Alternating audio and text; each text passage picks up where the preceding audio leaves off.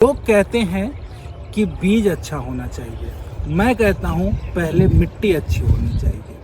जो भी जीवित या मृत चीज़ हम डालते हैं मिट्टी में, उसकी सेहत के लिए उसे ऑर्गेनिक मैटर कहते हैं। पीते को हमेशा मॉइस्चर चाहिए, लेकिन ऐसा नहीं होना चाहिए कि पानी लगा रहे। मतलब महीने बाद जब ये भुरभुरा हो जाए कंपोस्ट की तरह, तो इसको थोड़ा थोड़ा अपने पपीते के पौधों के पास में रख दे। ज़मीन में आपकी कमाई भी डिकम्पोज होने वाली है अगर मिट्टी की ज़रूरत को, डिमांड को आपने नहीं समझा। ज़मीन को सेहतमंद बनाता है ऑर्गेनिक मैटर। मिट्टी अगर सेहतमंद है तो ही आपका पपीता भी सेहतमंद है। लोग कहते हैं कि बीज अच्छा होना चाहिए। मैं कहता हूँ पहले मिट्टी अच्छी होनी चाहिए। ऑर्गेनिक मैटर क्या होता है? जो भी जीवित या मृत चीज़ हम डालते हैं मिट्टी में, उसकी सेहत के लिए उसे ऑर्गेनिक मैटर कहते हैं। इसमें आता है गोबर की खाद, आपका किचन वेस्ट जो आपके यहाँ छिलके निकलते हैं उससे बनी हुई खाद, उसके अलावा उसमें नीम की खली, और साथ ही साथ जो पौधों के आसपास आप सूखे पत्ते और दूसरे चीज़ डालते हैं जिसको मल्च भी कहते हैं, इससे इन सब से मिला करके बनता है आपका ऑर्गेनिक मैटर। ऑर्गेनिक मैटर आप पपीता के लिए ज़रूरी है क्योंकि पपीता एक फास्ट ग्रोइंग प्लांट है और ऑर्गेनिक मैटर इसको धीरे धीरे फर्टिलाइज़र, इसको न्यूट्रिशन देता रहता है। ऐसे ही रियल और नॉलेज से जुड़ी हुई वीडियोस के लिए आप हमारे व्हाट्सएप कम्युनिटी का हिस्सा बने और हर एक जानकारी का लाभ तुरंत उठाएं। जब मिट्टी में ऑर्गेनिक मैटर होता है तो पौधे को मिलता है बैलेंस न्यूट्रिशन।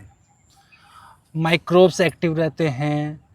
सॉयल में, मिट्टी में एरेशन मतलब कि हवा और जो मॉइस्चर है वो बैलेंस्ड रहता है। और जब ये नहीं होता है तो पौधा स्ट्रगल करता है, जिसकी वजह से फल का साइज छोटा हो जाता है, पत्तियों में बीमारियां लगती हैं और तमाम तरीके की परेशानियां आती हैं। वहीं पपीते को हमेशा मॉइस्चर चाहिए, लेकिन ऐसा नहीं होना चाहिए कि पानी लगा रहे, मतलब वाटर लॉगिंग नहीं होना चाहिए। और इसको बचाने के लिए मल्च का इस्तेमाल कर सकते हैं। मल्च से क्या होता है कि आपकी मिट्टी ठंडी रहती है, जो वीड है, खरपतवार है, वो कंट्रोल में रहता है, और साथ ही साथ ऑर्गेनिक मैटर जो है, जो अभी हमने बताया कि जो गोबर है, गोबर की खाद है, आपका किचन वेस्ट की खाद है, ये सब धीरे धीरे रिस करके जड़ों तक पहुंचता रहता है। तो ये सारे फायदे होते हैं मल्च के। और अगर सिस्टमेटिक तरीके से आप पानी की व्यवस्था करते हैं उससे। क्या आप इस तरीके से अभी खेती कर रहे थे? अगर हाँ तो कमेंट में हमको बताइए। अगर नहीं और सीखना चाहते हैं तो अभी हमारे YouTube चैनल को सब्सक्राइब कीजिए और बेल आइकन दबाइए।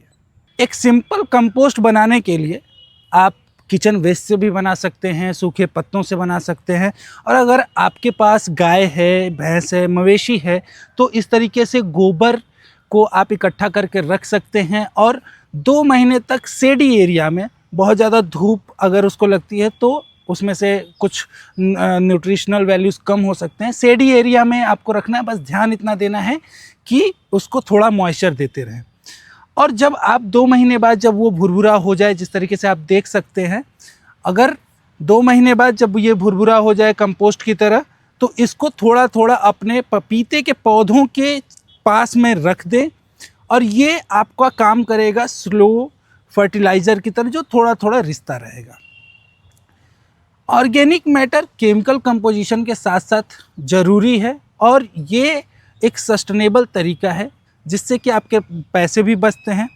ऑर्गेनिक फार्मिंग की तरफ बढ़ते हुए, मतलब कि केमिकल के साथ ऑर्गेनिक मैटर का भी ध्यान देने के जो फ़ायदे हैं, इससे आपकी मिट्टी अच्छी तैयार होती है, प्लस आपका जो ऑर्गेनिक सब्सटेंस है वो बढ़ गया। अच्छी बीज, अच्छा मल्च और अच्छी मिट्टी की तैयारी से फ़ायदे होते हैं कि आपका फ्रूट का जो साइज होता है, प्रोडक्शन होता है, वो बेहतर होता है, आपका खाद पानी का पैसा बचता है और आपका प्रॉफिट बढ़ता है।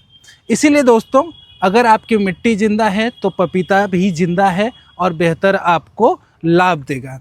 इसी तरीके के वीडियोस को देखने के लिए आप हमारे यूट्यूब चैनल से जुड़े रहें। यहाँ तक आए हैं तो सब्सक्राइब ज़रूर करें और बेल आइकन दबाना ना भूलें। आपके लिए ये सीरीज़ हम लेकर के आ रहे हैं। ये सीरीज़ कॉन्टिन्यूअस आपके लिए चलती रहेगी। पपीते की पूरी खेती की जानकारी आपको देते रहेंगे और इस सीरीज़ में आपको बुधवार और शनिवार को शाम 7 बजे वीडियो लगातार मिलती रहेगी।